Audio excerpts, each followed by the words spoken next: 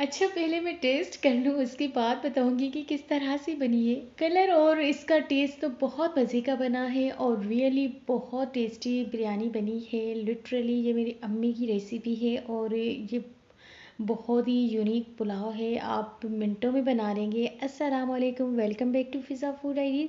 आज हमारी किचन में बन रहा है बीफ पुलाव की रेसिपी और ये इंतहाई आसान है।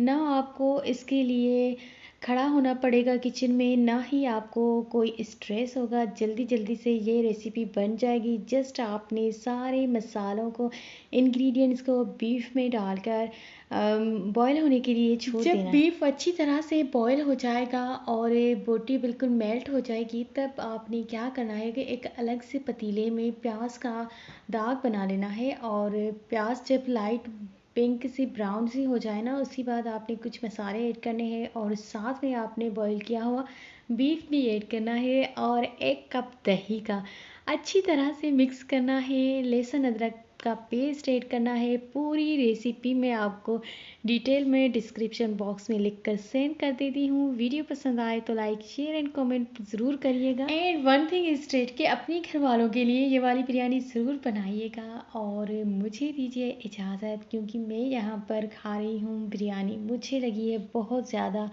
भूख और ये लंच का टाइम है, तो आप भी ट्राई करें, अपने घर वालों को अच्छी अच्छी रेसिपीज़ बना कर दें और मेरे चैनल को फॉलो करें।